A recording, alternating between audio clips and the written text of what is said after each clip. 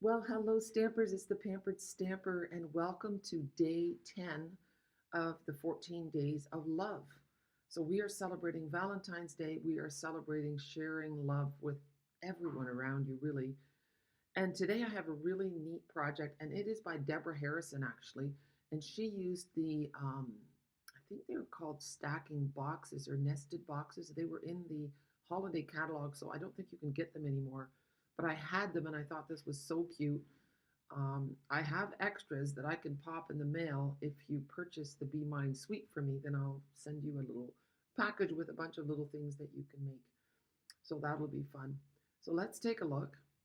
I'm using the Be My Valentine stamp set that I've used for all of them. And then I have these nested essential dies. And what's cool about them is that they have these rounded rectangles. I'm using the smallest one. So number 4 is the one I'm using for today. Then there's also these neat little banners, and there's these unusual little shapes. So this is really neat. You can fold it over the top of a card. If you Google nested essential dies, you'll see I've got some blog posts and videos with these as well. So really a fun set of dies. So there's 4 of each. Oh, there's the little one. There's 4 of each shape. Okay, and they are all stitched as well. They are stitched on both sides. So the opening that you create has stitches, and the actual thing has stitches. So that is the Nested Essential die package. So this little box comes in 2 sections. This is the box itself, and then this is the thing that fits inside of it. So the hardest thing that we're going to do today is this. This piece of paper is going to go on here, and we have to cut out a little circle. Now, if you are so lucky as to have a 1-inch circle punch, which I do in Canada, but I do not here, then you can just lay this on and turn it upside down and punch it with a circle. Since I don't have that, I am going to do this. I'm going to lay this down and make sure it's even on all sides. Turn it around, hold on to it tightly. And then I was going to grab a pencil, and then we're just going to make a pencil mark. And then you have to remember to cut inside the pencil line, otherwise it still won't be good. And cutting circles is the hardest thing to do, so it's not exactly my favorite. I should start on this side. And I'm trying to turn the paper as I go. It's hard to do it while you're videoing. It looks pretty awkward, doesn't it? We're going to see how it worked out. But anyway, you can do a much better job if you have a 1-inch circle punch. I had the retired layering circles dies, and they also, it wasn't the right size. Now, be careful when you're making the box. There's a smooth side, which is the food safe side, and then there's the matte side. You want to put it on the matte side. So let's see. You know what? That is not bad at all. Okay, so we're going to put some adhesive on that. And oh, I forgot to tell you the size. The size of all of these squares of paper is 2¼ inches. 2¼ by 2¼ because the box itself is 2½. Let's see.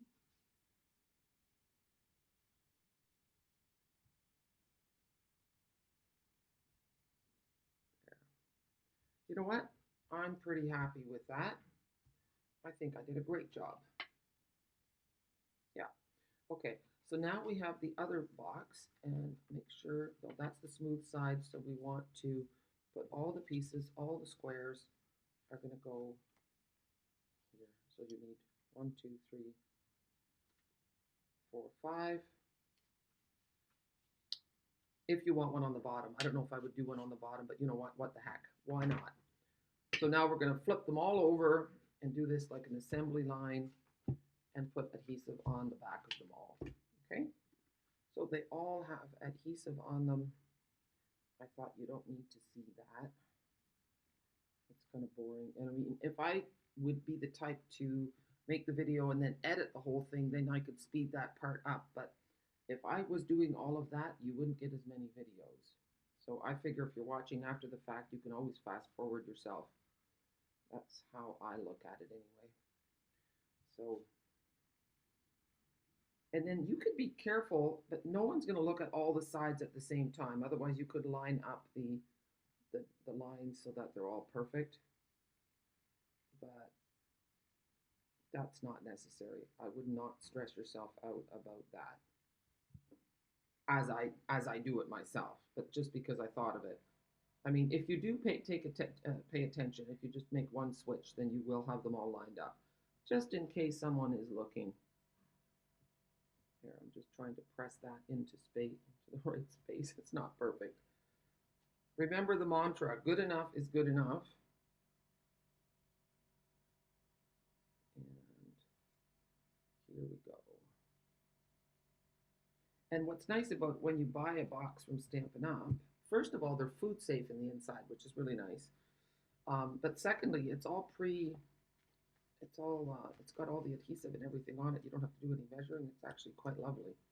Now I'm just folding this with my hands, but I really should use the bone folder.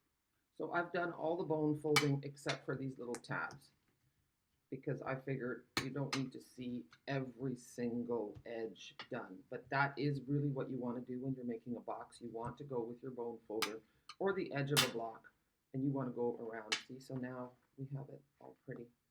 Even the bottom of our box. So now what we're going to do is we're going to take off these little tabbies. You can do one at a time if you like. Maybe that's a good idea. Just when you close it, just make sure you're going almost up to the fold, but not past the fold. It's pretty logical. We've all seen boxes. You know how it's supposed to go. The thing is to take your time. So slowly. Because with a box, if you mess up, if your box is crooked, then it's not going to fit. The lid's not going to fit. So you do want to take your time. There. And now this one's a little tricky because I'm just going to do this for a minute. Yeah, the last one is a bit tricky. So I'm just going to pull that off and then carefully put it in place, and there we go. So here we have that, and now we have this piece that's going to go inside. So the only part that needs paper on it is this front part, okay? So we're just going to do that. You could also stamp on this box. I'm going to take both of these off at the same time though.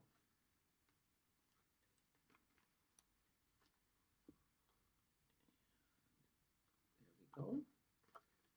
And I'm taking this one off as well. That way I don't have to struggle like I did the last time. However, I might regret that. And you know what? I feel like I didn't fold that one well.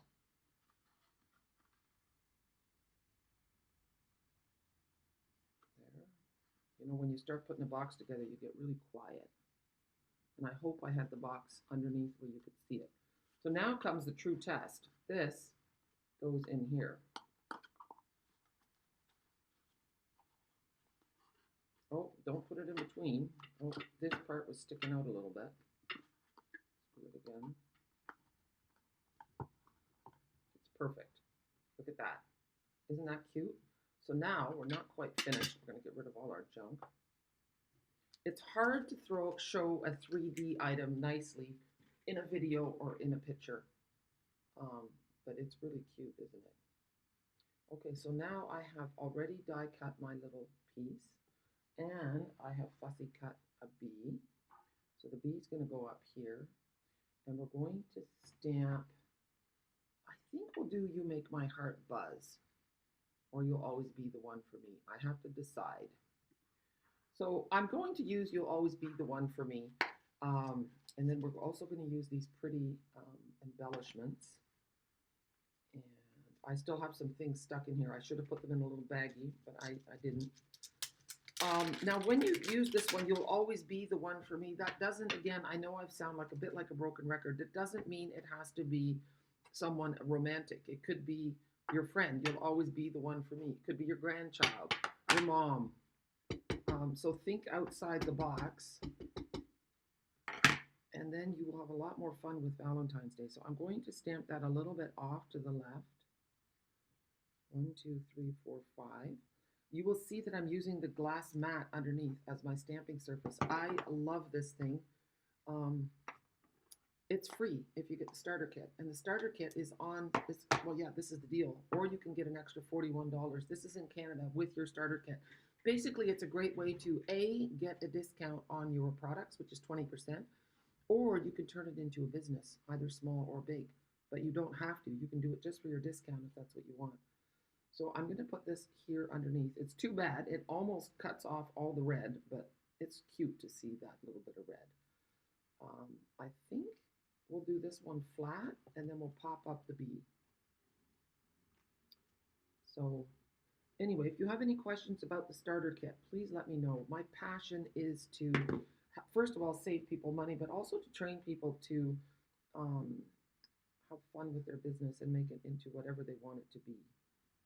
It doesn't have to be necessarily to make a lot of money. It can be also just to introduce other people to stamping, to have fun, to meet people, to be part of a community, which is, I've met so many neat people because of Stampin' Up. And you know, when you're going through something hard, your Stampin' Up people are amazing. They celebrate with you when you're happy, and they grieve with you when you're having a hard time. I'm going to do it like so.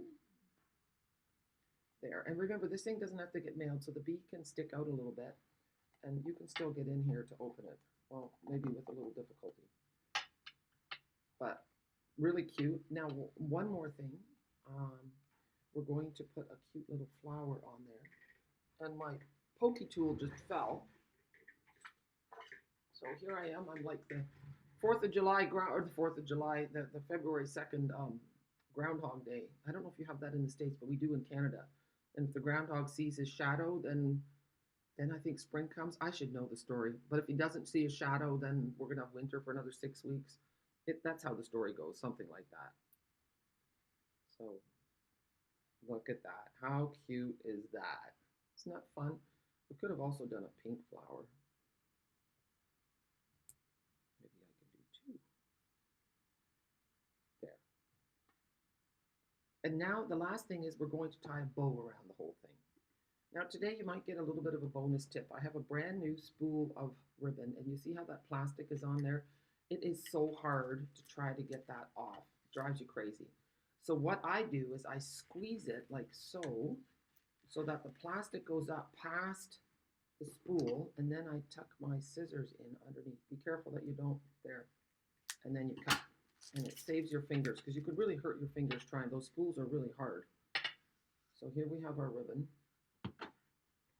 And I'm just making sure it's flat on the bottom. And then we probably don't need that much. Here. And now we're going to tie it in a bow on top.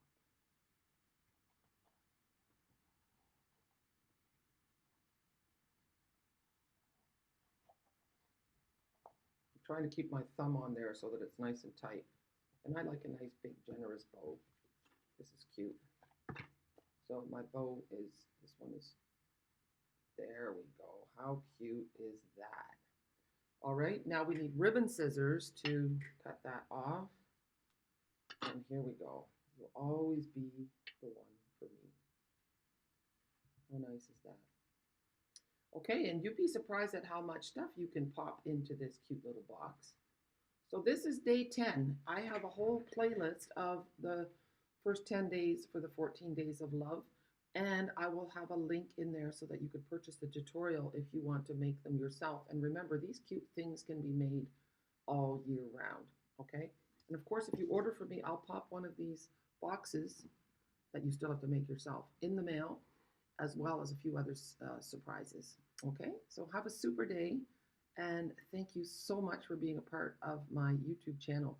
I hope you've subscribed, and give me a thumbs up if you liked it, and leave a comment if you want to get commented back. It kind of, you know, it's nice. I get to know you a little bit better, and you get to know me a little better. So it's fun. It's amazing what you can do even with an online relationship. That makes me so happy. Thank you. Have a super day, guys. Bye.